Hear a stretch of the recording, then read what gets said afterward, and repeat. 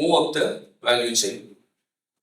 இதை உங்களுக்கு ஆழமும் மனதில் வைக்கணுங்கிறதுக்காக நான் வேற ஒரு ஸ்லோகன் காயின் பண்ணியிருக்கேன்.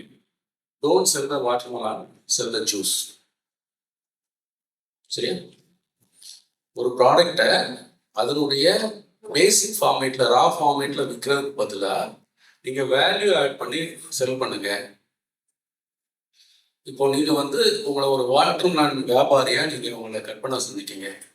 நாளைக்கு எனக்கு ஒரு 1000 ரூபாய் சம்பாதிக்கணும்னா நான் எத்தனை பழம் வைக்கணும்?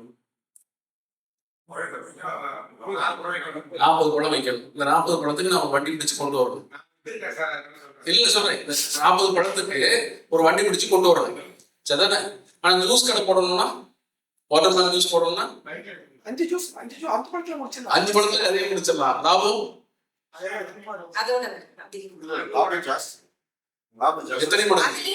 கொஞ்சம் வெரைட்டி எல்லாம் போட்டோம்னா அது அதுலயே நிறைய வெரைட்டிஸ்ல கொடுத்தா வாட்டர்மெலன் வித் இளநீ வாட்டர் இந்த மாதிரி இதெல்லாம் காம்பினேஷன்ஸ் ஆட் போட போட்டா அப்போ உங்களுடைய சுமை குறையுது.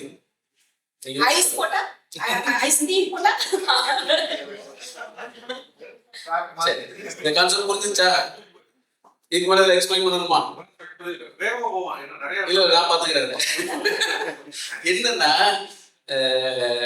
சார் சொன்னாரு ராத்திரி 10 வந்து அப்படியே பிளாங்க் ஆயிட்டு அப்படின்னு சொல்லிட்டு, அதனால கொஞ்சம் ஸ்லோவா போயிட்டு இருக்கிறேன். எதுக்குன்னா நான் வேகமா போனா கூட இந்த மூவத்த வேல்யூ செயின்கிற உங்க மைண்ட்ல இருக்குதோ இல்லையோ, வாட்டர்மெலன் கதை வந்து உங்களுக்கு மைண்ட்ல இருக்கும் இல்லையா, அதுக்காக நான் எக்ஸ்பிளைன் பண்றேன். உங்களுக்கு அந்த கதை புரிஞ்சா? சரி.